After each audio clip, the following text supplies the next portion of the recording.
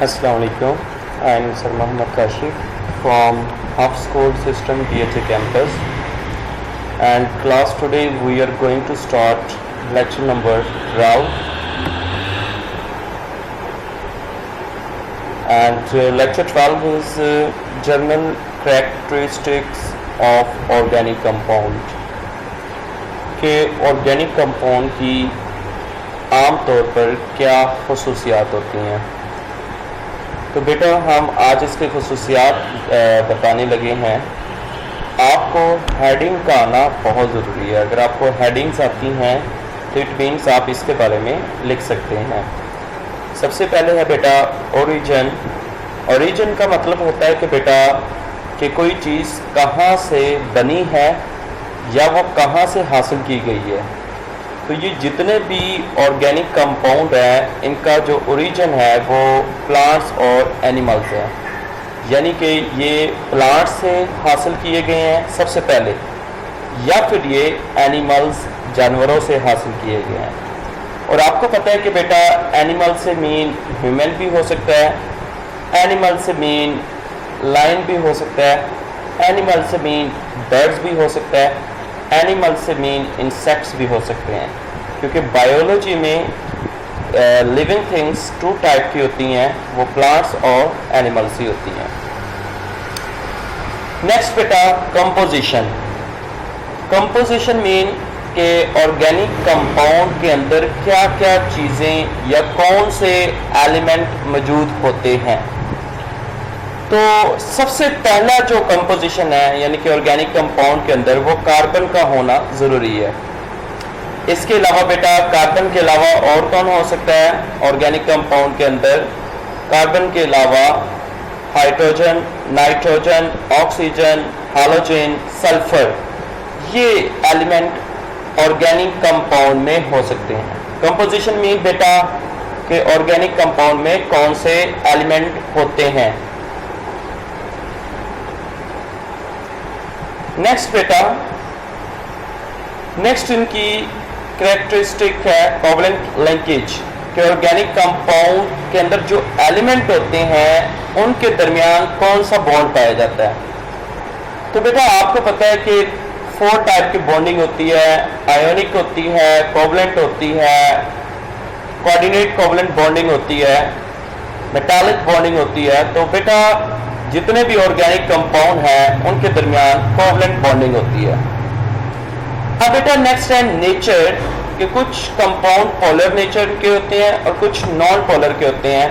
तो organic compound non polar nature में होते हैं। और जितने भी बेटा इनऑर्गेनिक कंपाउंड है उनके अंदर बेटा आयोनिक बॉन्डिंग हो रही होती है। ये आपको वैसे पता होना चाहिए।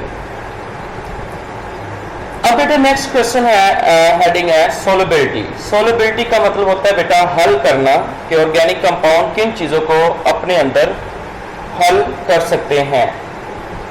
तो बेटा आपको पता है कि ऑर्गेनिक कंपाउंड की जो नेचर है वो नॉन पोलर है, तो लिहाजा नॉन पोलर को ही अपने अंदर हल करता है। तो बेटा आप इसमें लिखेंगे कि नॉन पोलर को ही अपने अंदर हल करता है।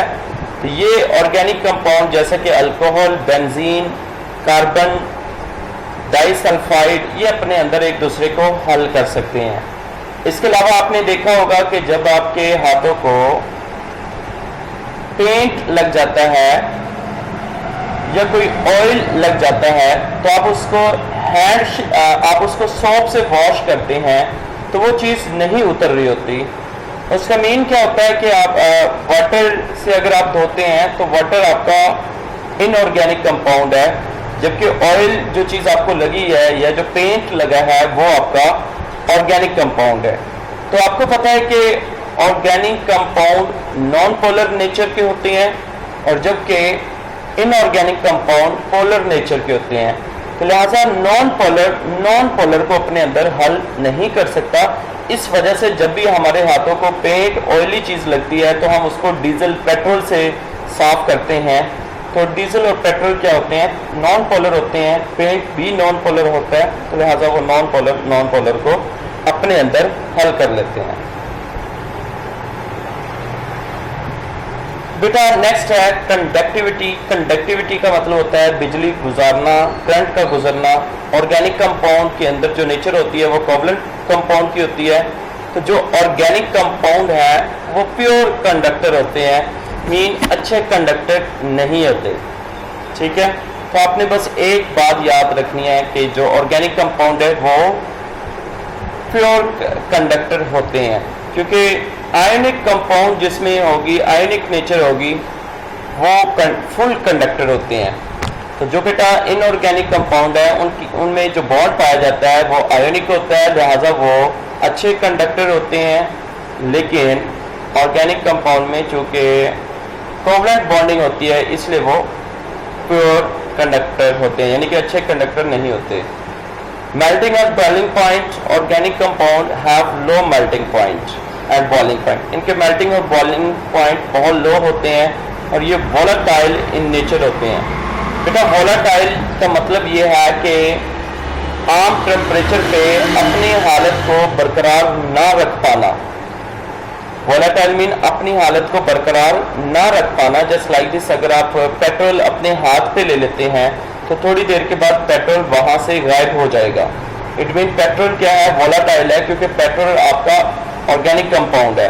तो क्योंकि इनके लो बॉइलिंग मेल्टिंग पॉइंट होते हैं, जल्दी ही ये बॉयल हो जाते हैं, जल्दी ही ये वेपर में चेंज हो जाते हैं। जबकि आप वाटर को देखें तो वाटर इनऑर्गेनिक कंपाउंड है, तो वाटर इतनी जल्दी ऐसा नहीं होता। नेक्स्ट है बेटा स्टेबिलिटी। अभी आपको पता चला कि लो बॉइलिंग और मेल्टिंग पॉइंट है, तो लिहाजा ये स्टेबल भी नहीं होते, यानी कि वो अपने आप को वोलेटाइल कर देते हैं, यानी कि अपनी हालत को बरकरार नहीं रख पाते। स्टेबिलिटी का मतलब होता है कि अपनी हालत को बरकरार रख पाना।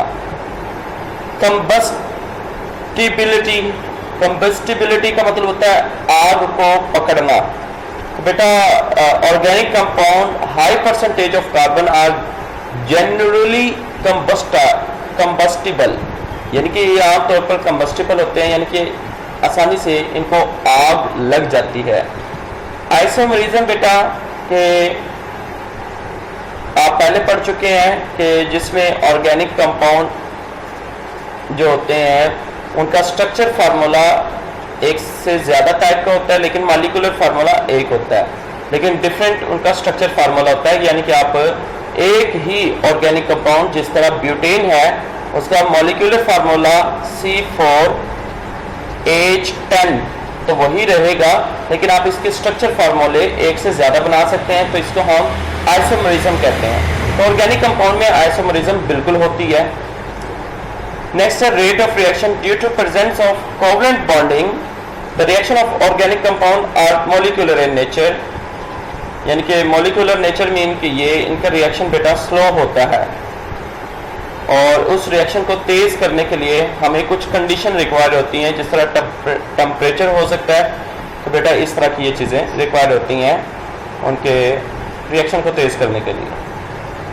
यहाँ पे बेटा टेस्ट योरसेल्फ के कोई क्वेश्चन है, why and how carbon complete it's octet.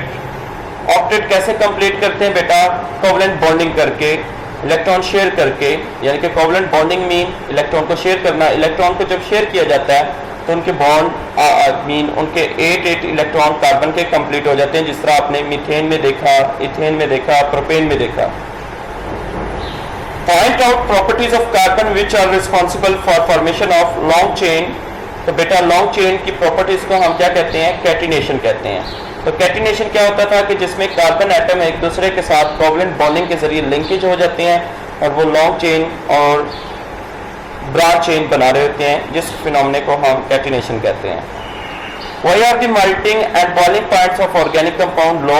Organic compound के melting and boiling point low क्यों होते हैं, ड्यू टू कोवलेंट बॉन्डिंग बेटा। Next, why are the organic compound pure conductor of electricity. क्यों होते हैं बेटा, आपने ये भी पढ़ चुके हैं कि प्योर कंडक्टर आपको पता है डिपेंड ऑन करता है आपकी बॉन्डिंग की नेचर पे। कोवलेंट बॉन्डिंग है तो प्योर कंडक्टर होते हैं, आयनिक बॉन्डिंग होती है तो वो आपके अच्छे कंडक्टर होते हैं। तो आपने देखा ऑर्गेनिक कंपाउंड में कोवलेंट बॉन्डिंग होती है, that's why they are the pure conductor. Why are the reason for the formation of million of organic compound. कि ऑर्गेनिक कंपाउंड काफ़ी ज़्यादा तादाद में क्यों पाए जाते हैं, तो इसका एक तफसीली था कि इसमें कैटिनेशन होती है, इसमें आइसोमरिज्म होता है, तो ये हम पहले ही पढ़ चुके हैं। नेक्स्ट है बेटा सोर्सेज ऑफ ऑर्गेनिक कंपाउंड, कि ऑर्गेनिक कंपाउंड को आप कहाँ से हासिल कर सकते हैं। तो ये बेटा मैंने आपको पहले बता दिया था, यानी कि प्लांट्स और एनिमल इनका मेन सोर्सेज है।